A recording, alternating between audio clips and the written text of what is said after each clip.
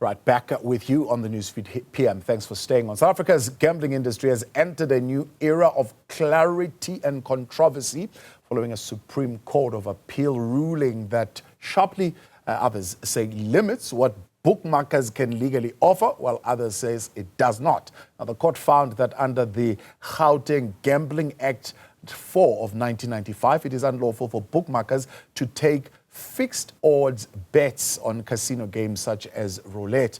Now, the decision is welcomed by the National Gambling Board, effectively extending this ban to online and live-streamed versions of such games. I'm joined now by Sean Coleman of the South African Bookmakers Association. He's the CEO there. They hold a different interpretation to the SCA judgment. Sean?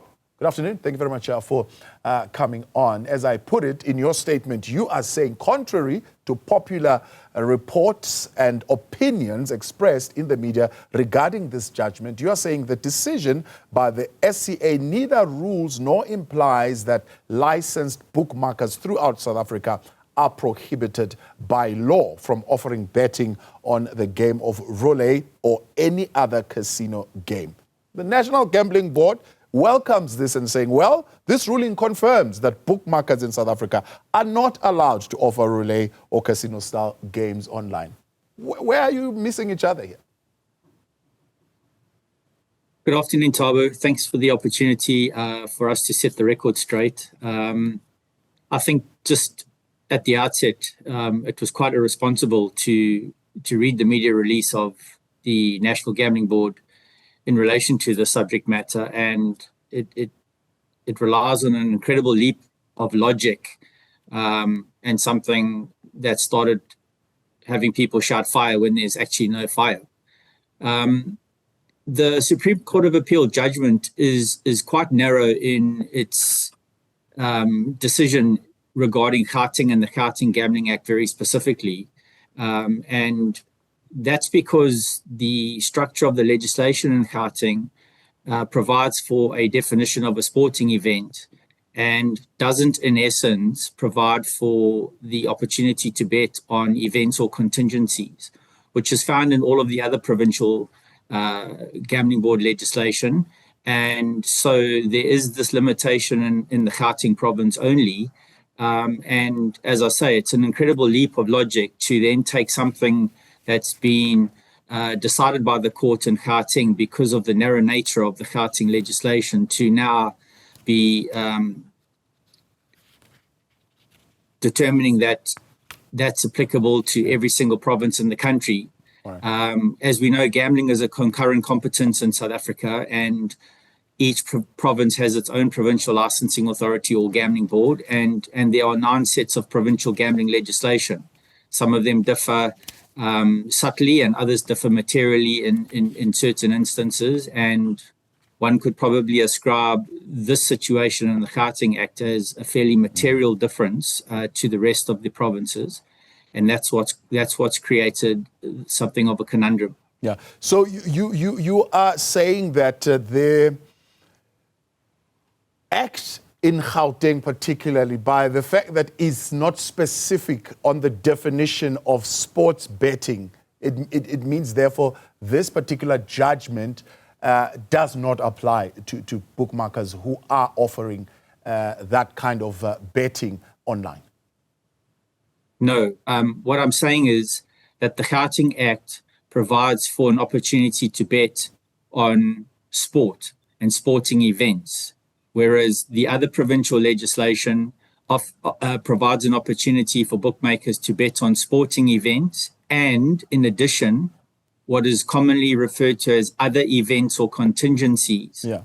And that's where the Gauteng legislation has been found to be lacking, right. That a lawful contingency does not fit into the definition of a sporting event. I see. And therefore, betting on lawful contingencies in the Gauteng province at this stage is what the court has ruled cannot take place. So are you arguing the fact that the National Gambling Board says bookmakers cannot disguise casino games as contingency bets, which you're saying in other provinces, seemingly that is allowed. He says, as they cannot only apply to he says these can only apply to real-world events that are yet to occur. That's the National Gambling Board's interpretation.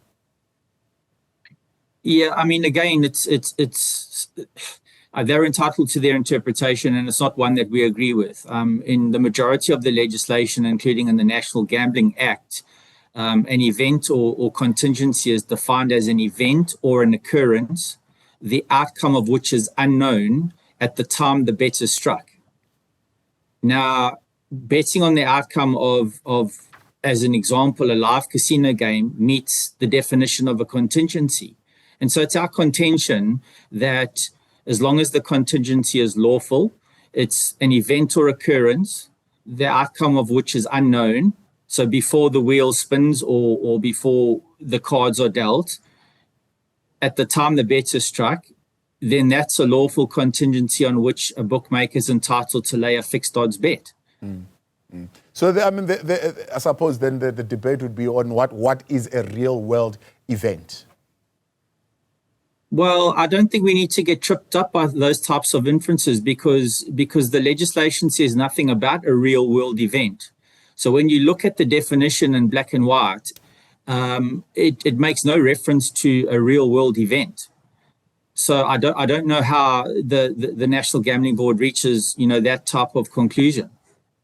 Now, of course, the National Gambling Board adding that this practice is also unfair to licensed casinos, who are then prohibited from offering similar casino-style games online, and they are subjected to higher tax obligation than bookmakers.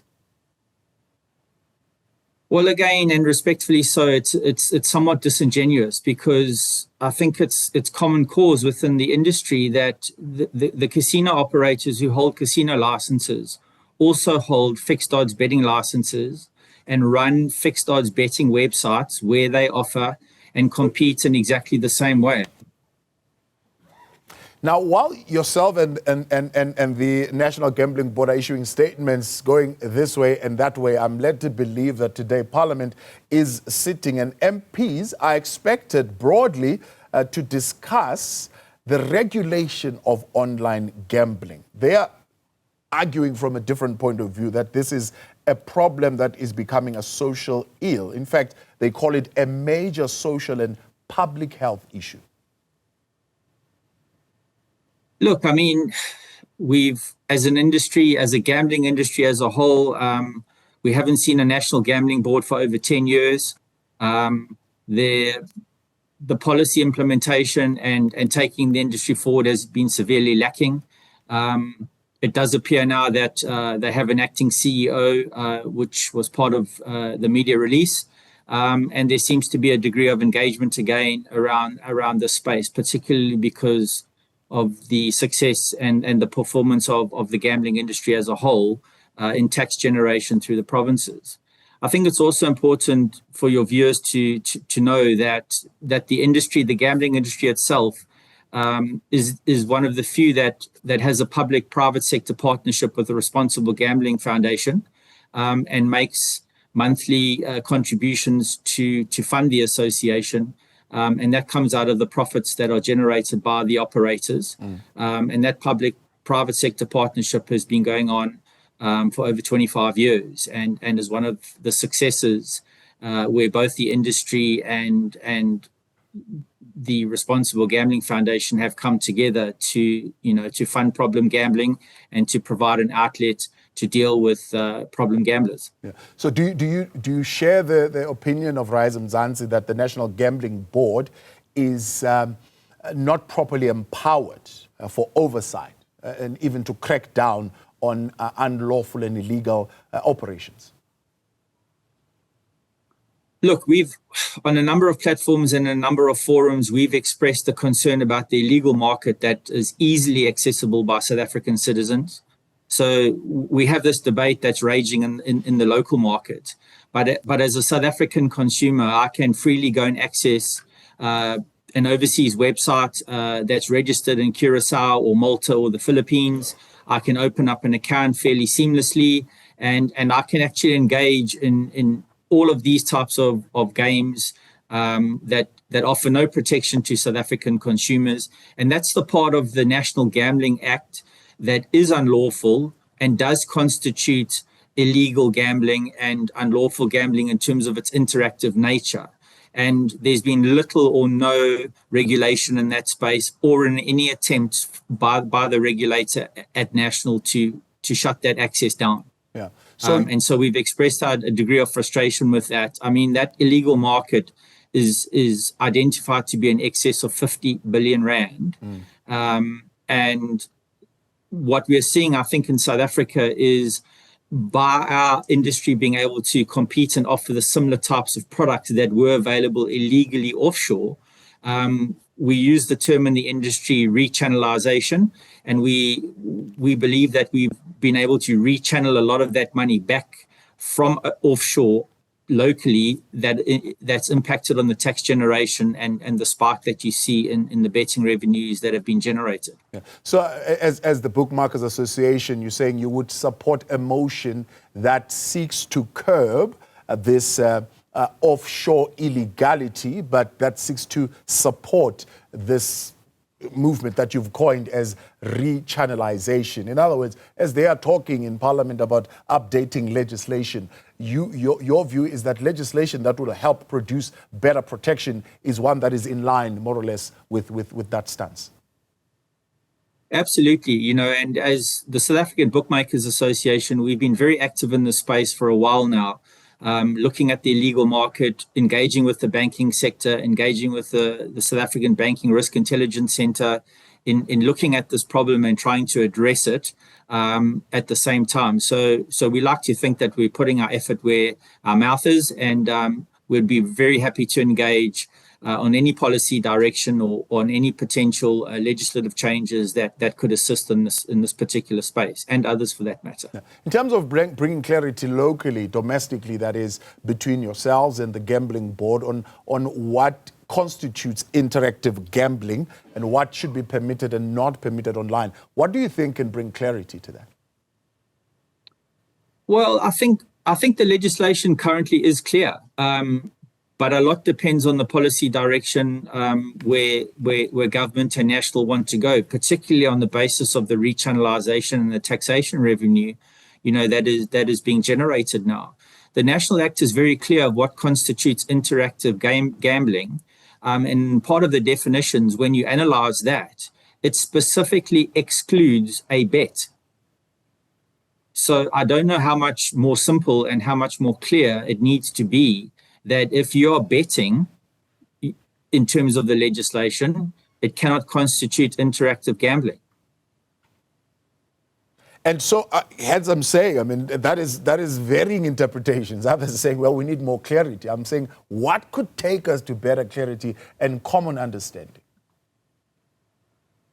Well, I think the provinces and the operators which they license are at idem in terms of their view of the legislation and its understanding. And it does appear that it's only the National Gambling Board that prefers a different interpretation, and that may be somewhat more rigid because of the policy determination that or the policy agenda that they are driving. But it is a debate that's worth having, behind closed doors to see if that we can find each other and find a harmonious way forward, because we'd obviously like to embrace the opportunities that the betting industry has been able to create from this, and to continue to assist the provinces in tax collection, which helps drive provincial economies and helps fund provincial authorities and local municipalities in terms of their budgets and how that money gets spent in the provinces. Because as a country, we're all looking towards upliftment and stimulation in the economy. So it is a balancing act, and one that we'd be happy to engage in. Sean, I appreciate your time. Thanks so much for coming on. Sean Coleman, South Africa's Bookmakers Association CEO. Still to come.